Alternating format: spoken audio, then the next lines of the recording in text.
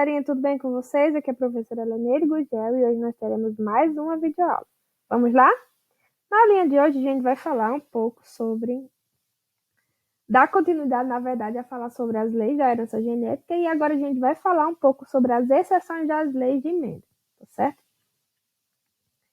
E aí, para falar sobre essas exceções, não poderia deixar de recapitular um pouco da proporção fenotípica que a gente obtém lá na primeira lei de Mendel, que é a proporção de 3:1 na geração F2, quando eu uso genitores, que a gente chama de genitores puros, que são aqueles indivíduos que têm os mesmos alelos, seja para a característica dominante ou seja para a característica excessiva. O exemplo, azão, que é o alelo dominante que vai conferir a cor amarelo das sementes, e o outro genótipo azinho, que é o alelo, o genitor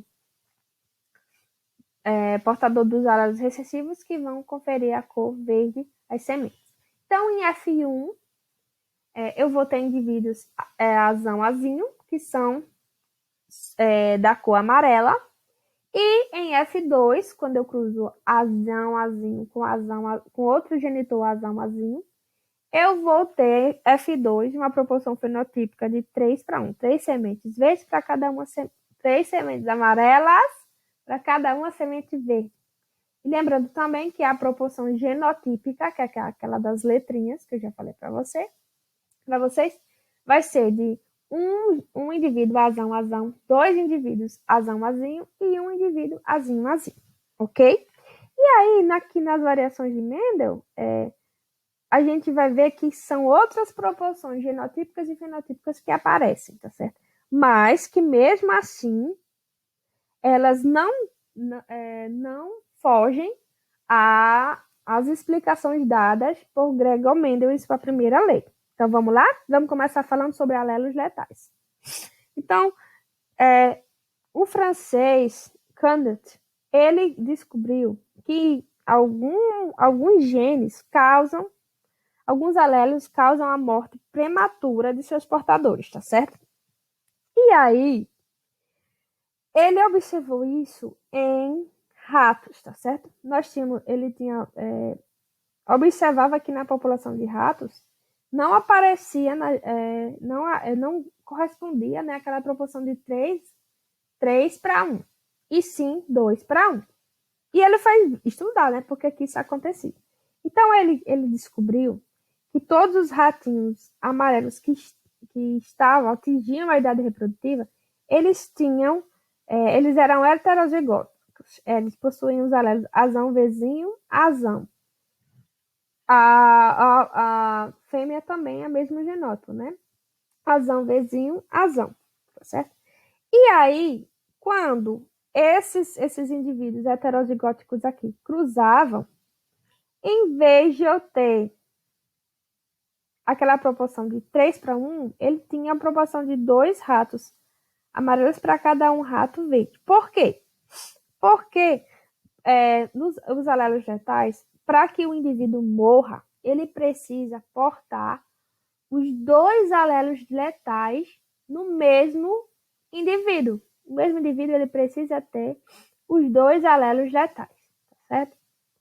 E aí, quando um indivíduo ele recebia o alelo azão vezinho de um pai e o azão vezinho de outro genitor, o que ia acontecer? Ele iria morrer antes do nascimento, tá certo? E aí, de modo que os indivíduos amarelos que sobrevivem à letalidade desse alelo, que são chamados de portadores. Por que portadores? Porque eles podem passar o alelo letal para os descendentes, mas não são afetados por esse alelo letal, por portarem apenas um desses alelos letais. E aí, todos os amarelos que existem, está explicado, esse aqui também seria amarelo, mas ele morre antes do nascimento porque recebe um alelo duplo, tem 2 alelos, na verdade, letais, o herdado do pai e da mãe. E aí a proporção genotípica que se observa é 2 dois indivíduos amarelos para cada um indivíduo cinza, fugindo, né, da proporção fenotípica de 3:1. Os alélos letais, eles também acontecem na espécie humana, provocando no nanismo, a acondroplasia, tá certo? Nós temos aqui 3 genótipos para esse fenótipo, relacionado, né, à altura do indivíduo. Quando o indivíduo ele recebe o alelo letal, aí seria o desão. 2 alelos letais, um da mãe e um do pai, esse indivíduo morre antes do nascimento, tá certo? Ainda na barriga da mamãe. Quando o indivíduo ele tem desão, desinho, ele vai possuir acondroplasia, ou seja, vai ser anão. E quando o indivíduo ele é desinho, desinho, ele vai ter uma estatura normal, ok? E aí a gente vai fazer aqui um cruzamento só para vocês verem, por exemplo, que um indivíduo que tem acondroplasia e é casado com outro indivíduo que também tem acondroplasia, por incrível que pareça, tem chances de ter um filho, tem chances de ter filhos de altura normal. Como, professora? A genética explica quase tudo, tá bom? Vamos lá. Então, o primeiro passo é se fazendo o cruzamento. Eu fiz essa tabelinha aqui que eu achei que ficaria mais didático para vocês, tá certo? Vocês podem fazer uma tabela normal aí com 3 colunas e 3 linhas e fica perfeito. Você vai colocar o nome genótipo, vai colocar os genótipos. Quais genótipos que eu quero colocar aqui, ó? O genótipo de uma pessoa que tem acondroplasia. É anão. Eu não quero saber se um casal anão pode ter filho de estatura normal, então eu vou colocar o desão, desinho e o desão, desinho. Cada genótipo tem que ficar numa linha e cada genótipo aqui tem que ficar numa coluna, tá bom? E aqui no meio eu vou fazer o cruzamento. Começa colocando o que tem aqui nessa linha, desão. Bota um desão aqui, um desão aqui. O que tem nessa linha, desinho. Coloca um desinho aqui, coloca um desinho aqui. Lembrando que a ordem do desão, desinho não influencia muito. Mas visualmente falando, fica mais bonitinho assim, tá certo? E aí, do outro jeito. Agora vamos para as colunas. Fizemos as linhas e vamos agora para as colunas. O que é que tem aqui nessa coluna? Desão. Então, vou colocar um desão aqui, um desão aqui. O que é que tem nessa coluna? Desenho. Vou colocar um desenho aqui e um desenho aqui. Então, o que é que vai acontecer? Qual a proporção fenotípica que eu vou ter aqui?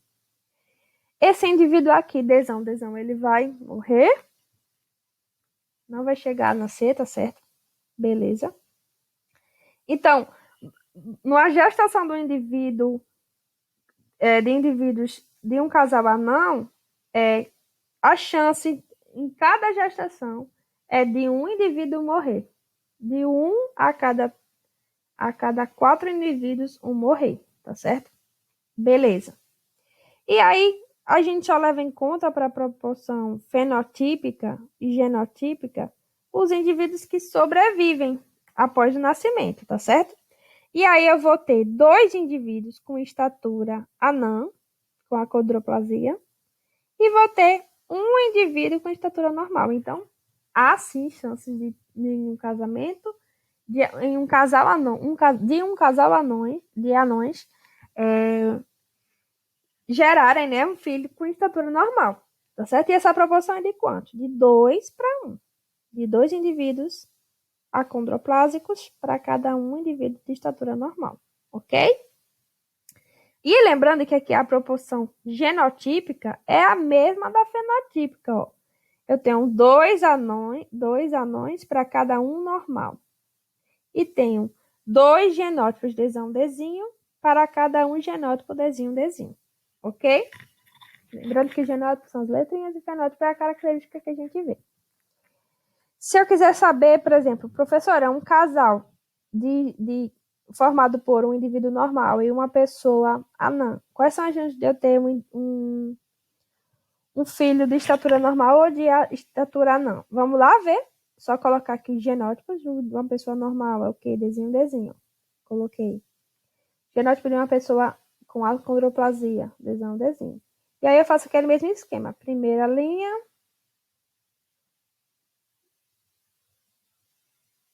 Depois a coluna.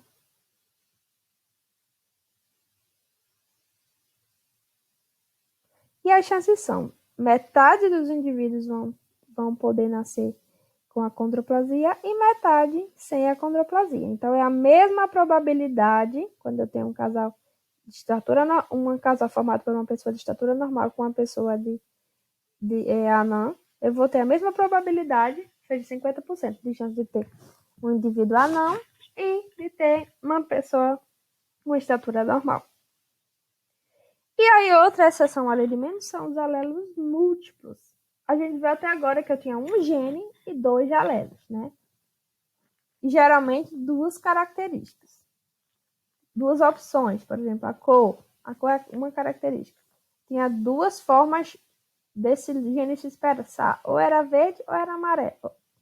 Agora, a gente vai ver que eu posso ter 3 ou mais alelos, tá certo? Para o mesmo gene.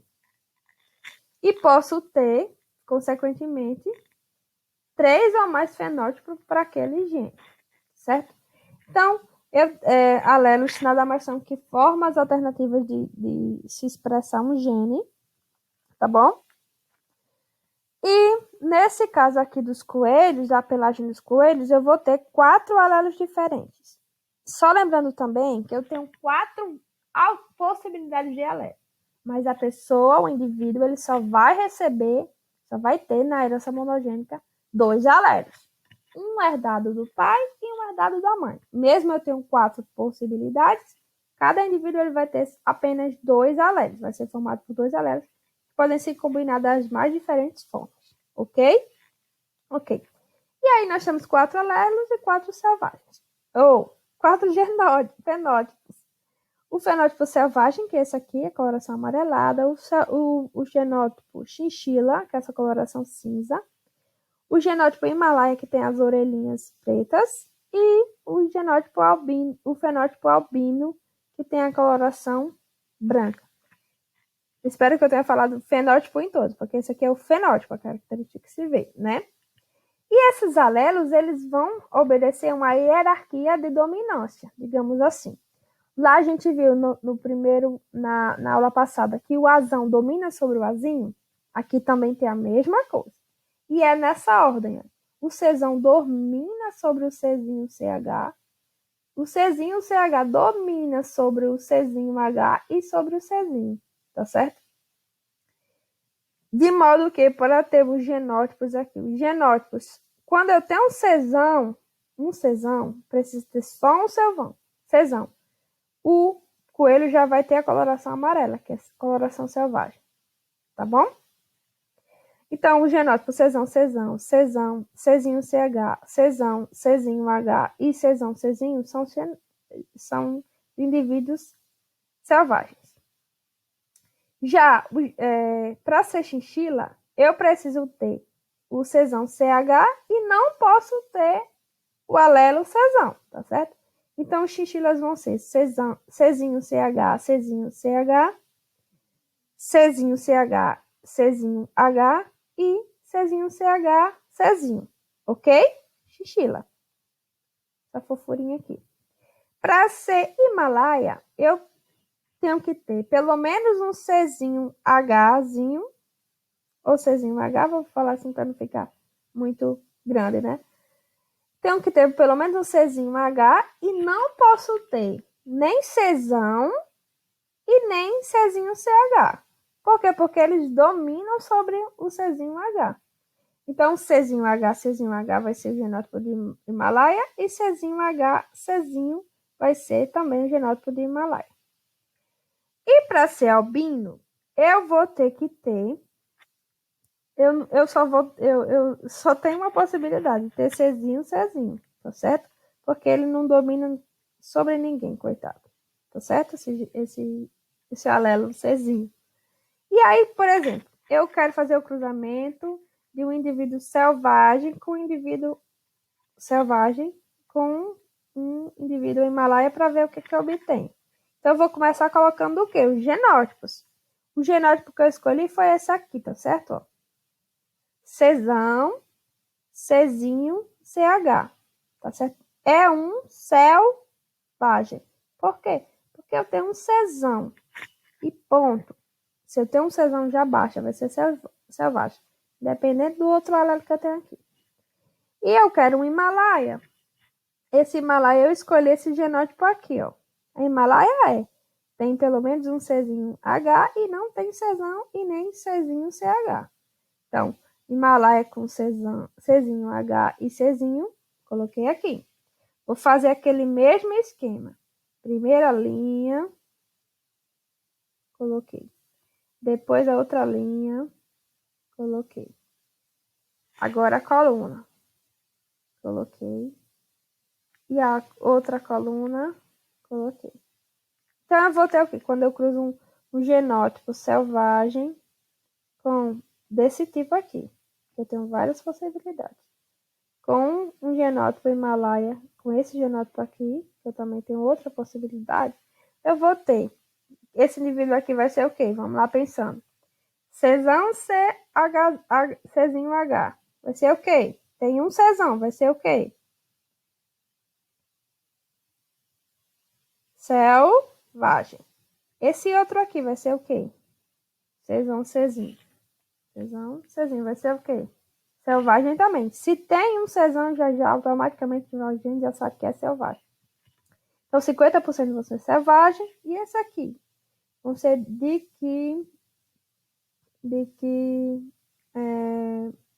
fenótipo. Vamos lá. Czinho CH. Eu tenho um Czinho CH e não tenho um Czão. Então, automaticamente a gente já sabe que vai ser um chinchila, tá bom? Vai ter essa coloração aqui fofinha, tá bom? E aqui, o último também tem um Czinho CH e não tem Czão. Então, automaticamente a gente já sabe que também vai ser chinchila. Então, eu vou ter cruzamento de um coelho Himalaia com selvagem, eu vou ter metade selvagem e metade chinchila, tá bom? Como eu falei, a genética explica quase tudo. Depois a gente vai ver quando ela não explica, mas mais pra frente. Outra exceção da lei de Mendel, tá bom? É a dominância incompleta, tá bom? Na dominância incompleta, o que vai acontecer? No F1, que eu vou ter obtido a partir do cruzamento do homozigoto dominante com homozigoto recessivo, em vez de eu ter a geração F1 somente com dominantes, eu vou ter, na verdade, um intermediário, uma cor intermediária, uma característica intermediária entre os dois. E isso significa que cada um dos alelos eles vão funcionar normalmente. Por exemplo, eu tenho essa semente, essa flor aqui vermelha, tá bom? E ela é vermelha por quê? Porque ela tem dois alelos FV e esse alelo FV, cada um vai produzir uma quantidade X de pigmento. E aí, de modo que no final, ela fica com essa cor FV mais FV da cor vermelha. Já o outro genótipo, que é FBzinho, pode ser também, eu vou ter uma coloração branca, tá certo? Porque FB não produz nada, tá bom? Não produz nada. Não cor nenhuma, então fica branco. Já quando eu tenho um heterozigoto aqui, que é FV-FB, eu vou ter um indivíduo de cor rosa. Por quê? Porque ele vai ter um FV, que é para produzir a cor vermelha, mas não é só metade do alelo, metade, né, dos alelos, porque só tem um alelo FV. E aí ele vai produzir uma quantidade de cor que faz ele aparecer, se apresentar rosa, porque não tem dois alelos FV para ser vermelho. E também tem um alelo, né, no caso desse híbrido aqui, FB, que não produz pigmentação nenhuma. Então, ele vai ter a cor intermediária entre seus pares, tá certo? Aqui para ver os genótipos, FV, FV, flor vermelha, FV, FB, flor rosa e FB, FB, flor branca, tá certo? Então, professor, eu quero fazer um cruzamento para saber, por exemplo, né, nesse híbrido aqui, se eu cruzar flores FV, FB com outra flor, né? FV, FB, eu tenho que proporção fenotípica? Vamos lá ver? Vamos! Ó, F coloca aqueles genótipos, né? Não quero saber se dois indivíduos de cor rosa se cruzando, qual é a proporção fenotípica que eu vou ter de flor de dente de leão? Então, eu vou colocar o genótipo FV, FB. FVzinho, FBzinho, é melhor para vocês não se confundirem. E FVzinho, FBzinho, ok? Ok. Então, vamos lá, colocando primeiro na linha, depois na outra linha, depois na coluna, depois na outra coluna. Ok. Então, o que foi que eu obtive aqui? Um indivíduo FV, que vai ter a cor o quê? Vermelha. E dois indivíduos FV, que vai ter que cor? Rosa. E um indivíduo FBzinho, que vai ter a cor branca. Então, a proporção fenotípica vai ser de um indivíduo vermelho, dois indivíduos rosa e um indivíduo branco. Então, a proporção fenotípica e genotípica são as mesmas, tá certo? São as mesmas. 1 para 2 para 1. Outro exemplo que foge à lei de Mendel são na verdade, é a codominância, tá certo? A codominância nada mais é que, por exemplo, não vai ter, para alguns genótipos, não vai ter aquele alelo que seja dominante em relação ao outro alelo, tá certo? Eles vão mandar igual. E a pessoa vai ter, no caso, as duas características. Vamos entender melhor? Vamos, tia vai tentar explicar. Ó, vamos lá. A tipagem sanguínea, para algumas pessoas, não funciona aquele sistema AB0 ou sistema ABO que a gente vai estudar daqui a pouco. Funciona outro tipo de sistema de determinação sanguínea, que é o sistema MN, tá certo? Beleza. Uma pessoa que é do tipo M, ele vai ter nas suas hemácias aglutinogênios M, que são receptores, proteínas que ficam lá na hemácia, com esse formato quadradinho. Um exemplo, tá certo? Só para explicar a vocês melhor. Só um esqueminha didático. Já as pessoas do tipo N, tá certo? Elas vão apresentar esses receptores, né, em formato de círculo, tá bom? Beleza. E uma pessoa pode ter, no caso, genótipos codominantes, ou seja, que nem o M não é dominante em relação ao N, nem o N é dominante em relação ao M. Eles têm a mesma dominância. Então, quando a pessoa tem os dois alelos, um herdado do pai e um herdado da mãe, ela vai ser MN. Ela vai possuir os dois tipos de aglutinogênio. Tá bom? Aí, se eu fizer um cruzamento entre uma pessoa M com uma pessoa N, uma pessoa M dominante com a pessoa N, desculpa, dominante não tem dominância. Uma pessoa M que é esse genótipo aqui, AGMzinho, ela vai ser que tem sangue M. E eu cruzar com a pessoa do tipo N, ó, AGNzinho,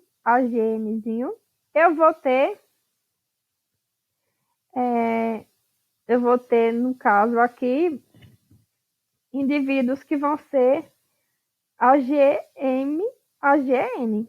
Ou seja, eu vou ter somente em F1, no caso, desculpa, gente, sem voz.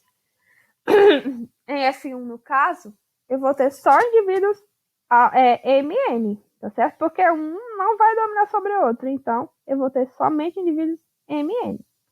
Já, eu acho que eu não fiz aqui, o quadrinho de... Não fiz, esqueci, gente, desculpa. Já, por exemplo, se eu cruzar um indivíduo MN com outro indivíduo MN, o que é que vai acontecer? Eu vou ter um indivíduo M, dois indivíduos MN e um indivíduo N. Vocês podem fazer cruzamento de duas pessoas que têm o sangue MN, tá certo?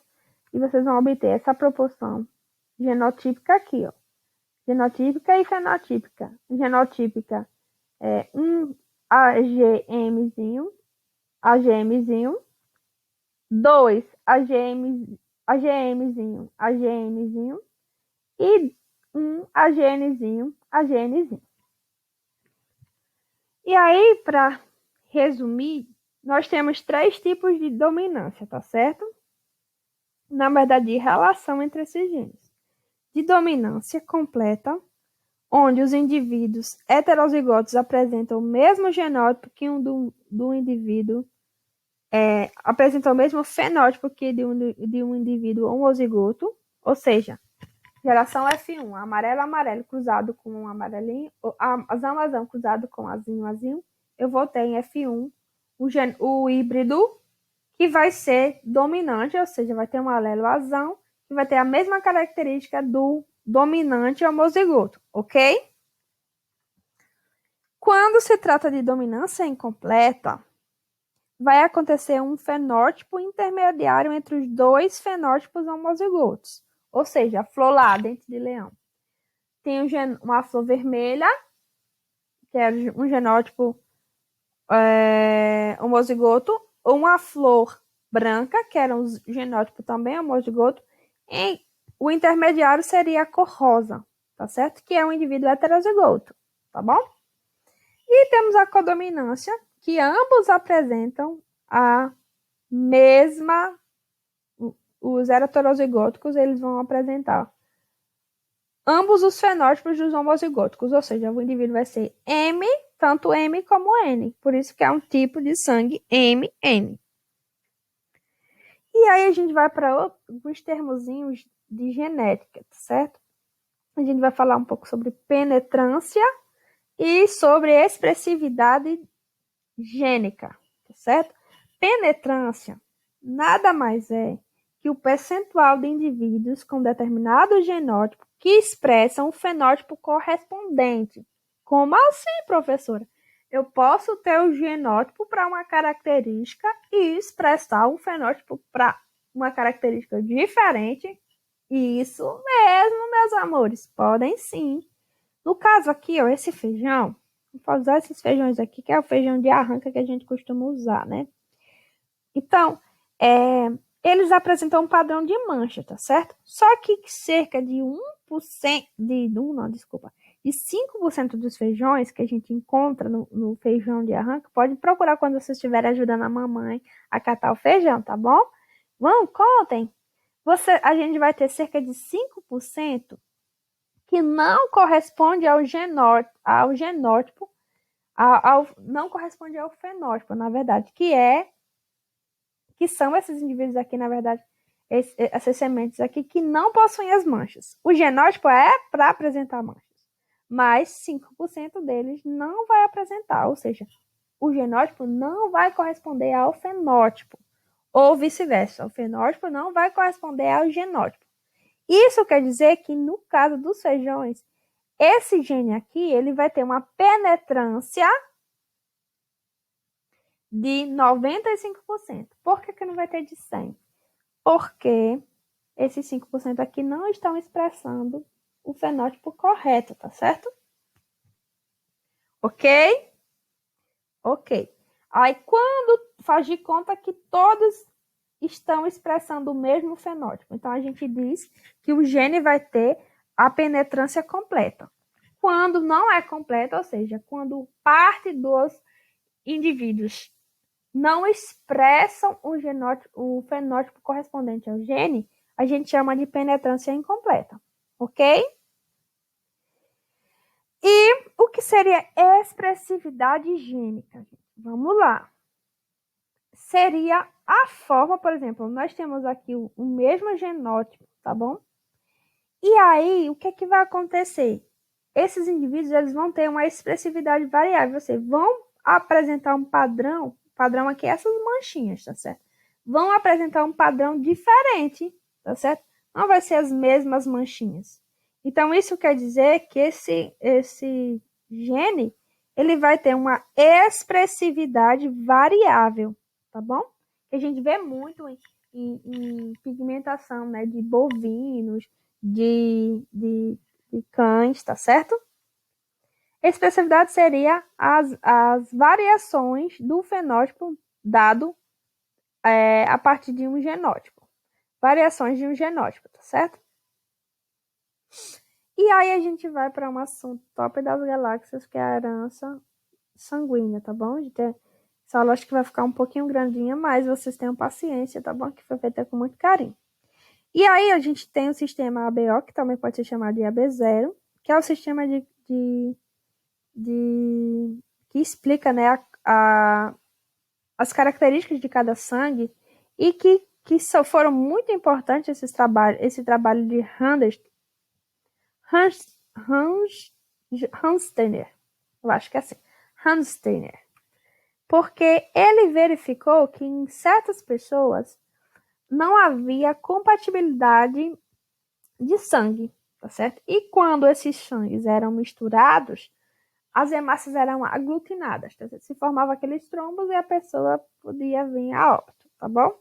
E aí, graças a esse trabalho, né, que ele verificou, né, incompatibilidade genética entre certas pessoas, compatibilidade genética entre certas pessoas que receberam transfusões de sangue, ele ganhou o Nobel de Medicina, tá certo?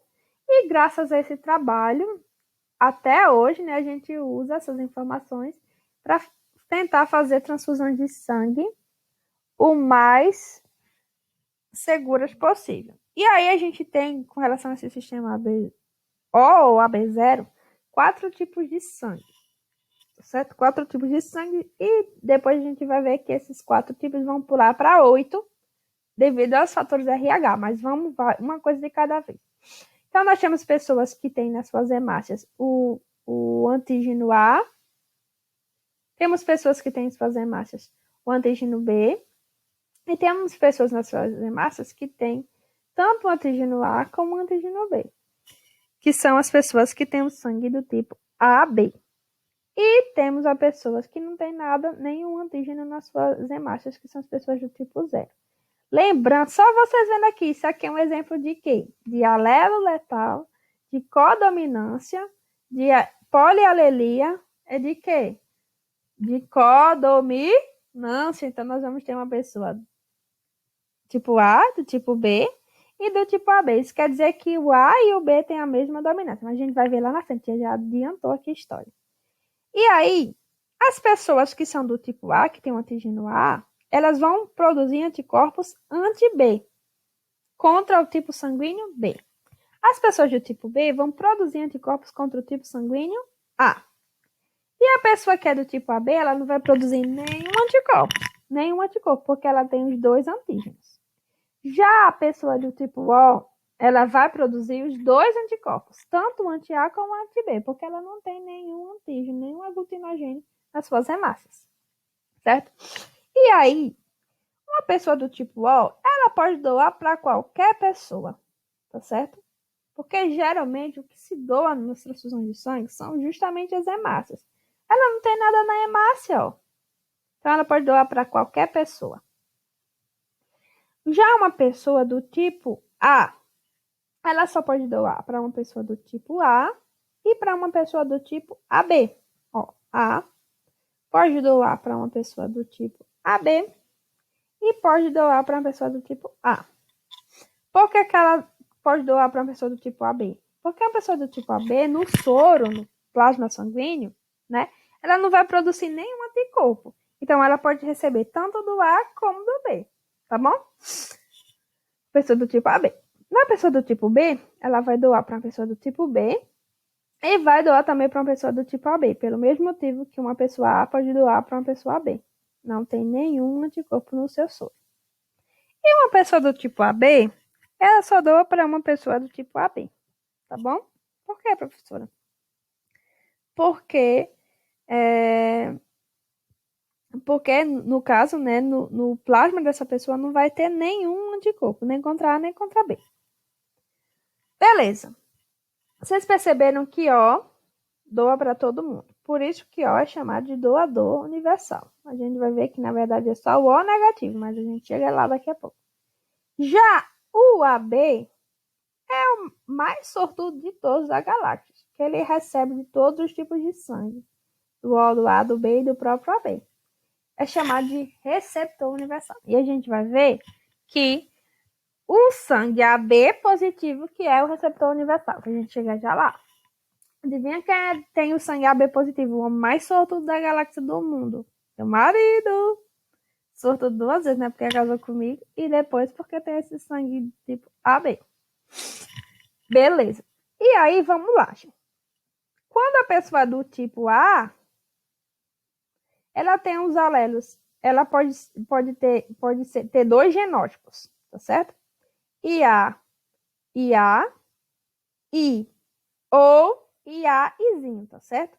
Quando a pessoa é do tipo B, ela pode ser IB, IB ou IB, Izinho, certo? Quando a pessoa é do tipo AB, só tem um genótipo possível, IA e B. E quando a pessoa é do tipo O, só tem um genótipo possível também, Izinho, Izinho. Ok? Beleza? Entendido? Beleza. E aqui, ó, o A não domina sobre o B, nem o B sobre o A. Então, o A e o B, apresentam uma codominância, tá certo? Tem dois alelos, ou tem a mesma dominância. Então, os dois são codominantes. Já o Izinho, ele vai ser dominado tanto pelo A como pelo B, tá bom? Beleza. Professora, se eu fizer um cruzamento de uma pessoa do tipo B com uma pessoa do tipo A, eu posso ter filhos do tipo sanguíneo O? Vamos ver. Se você usar, vamos lá, vamos responder essa pergunta aqui de forma automática.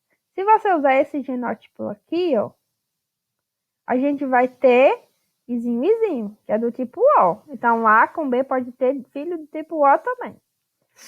Só que, se for esses indivíduos aqui, ó, basta ser esse indivíduo aqui, azão, azão, iazão, iazão, para não ser possível eu ter um indivíduo do tipo O.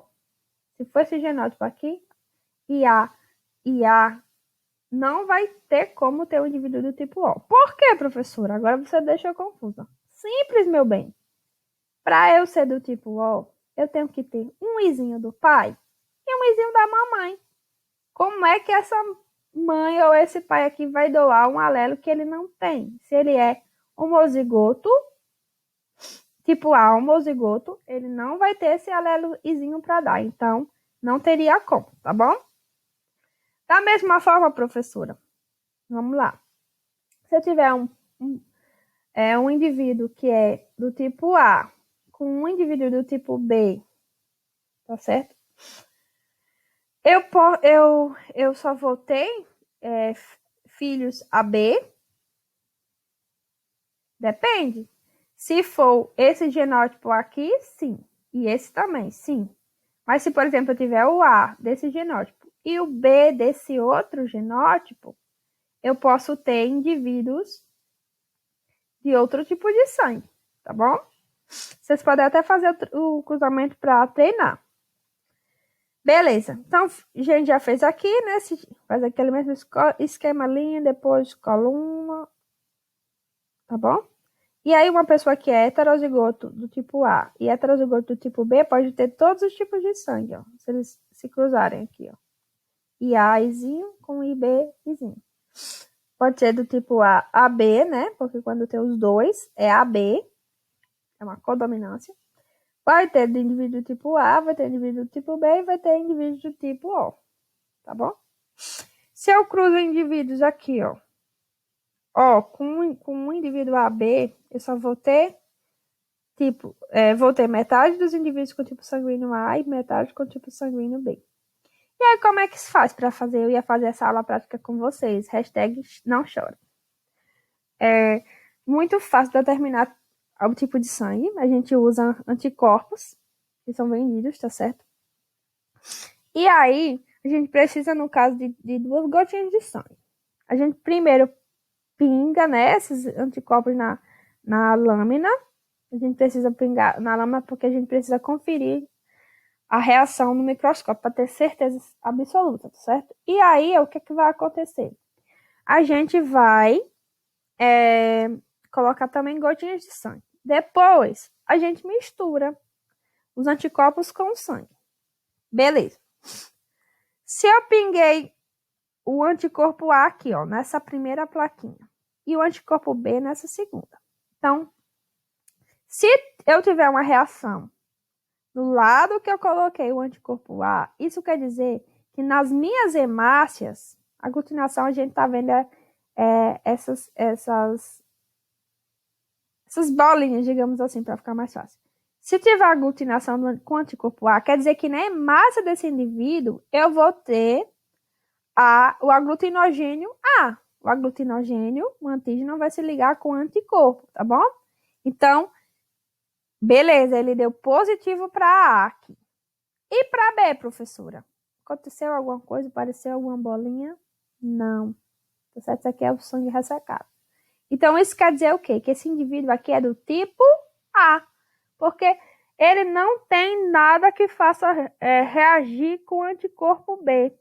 Porque quando eu tenho o anticorpo, o antígeno, desculpa, A, e não tenho B, eu consequentemente sei que é do tipo A. Quando eu tenho tanto o anticorpo A como o B, consequentemente eu sei que a pessoa é do tipo AB.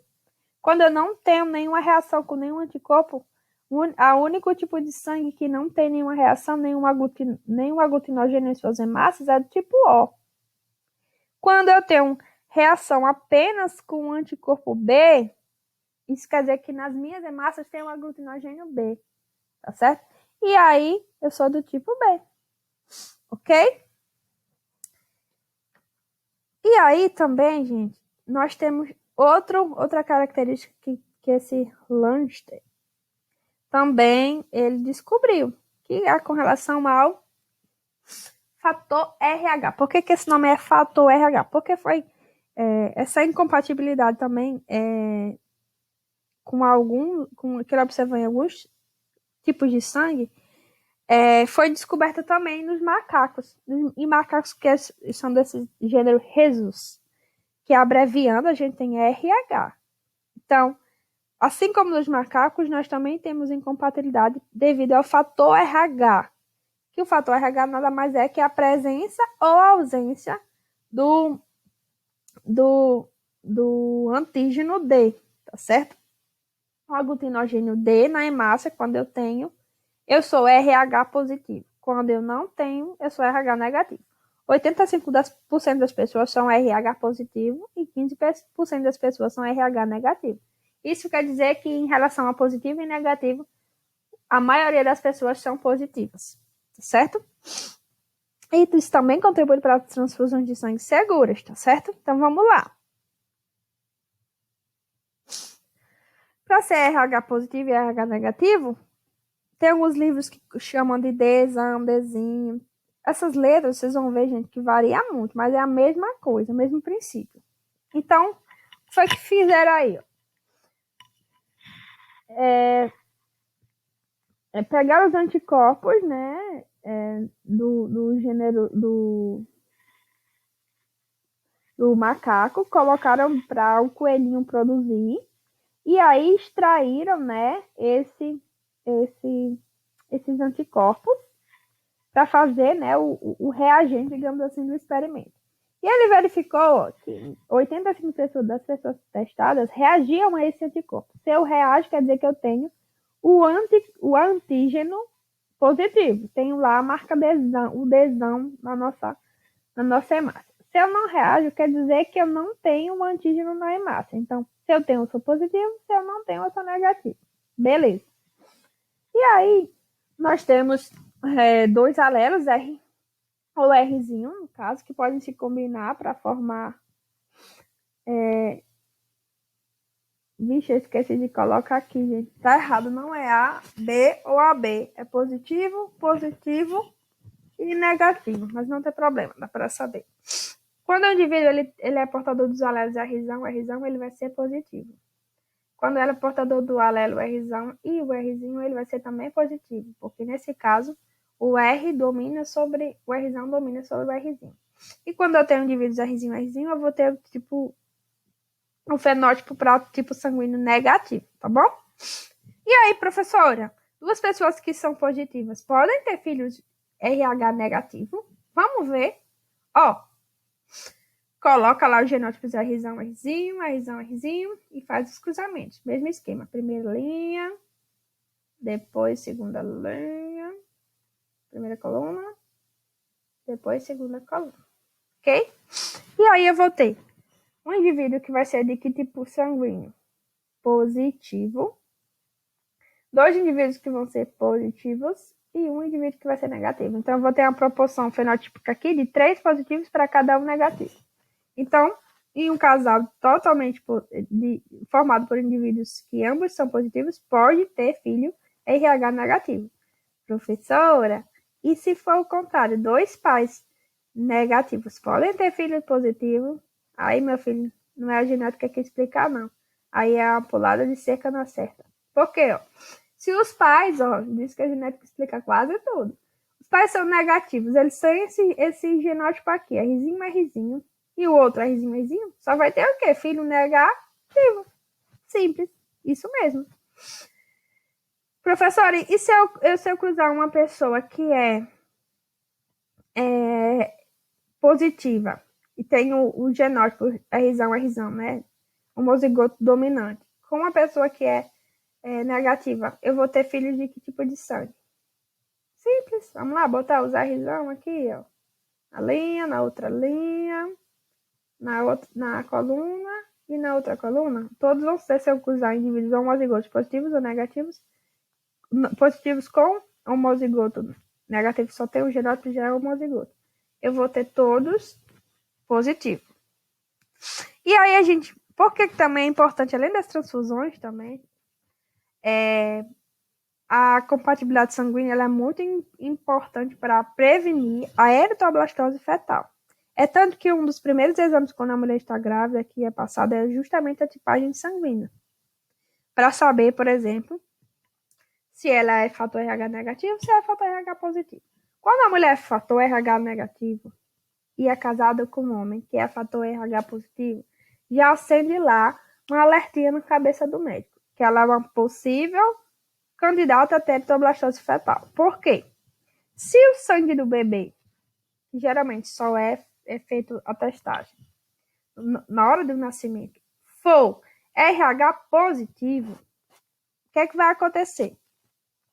A mãe, ela vai, no momento do parto, ter contato com esse sangue do bebê e vai produzir anticorpos contra esse corpo estranho aqui, que seriam as hemácias do bebê positiva, tá certo?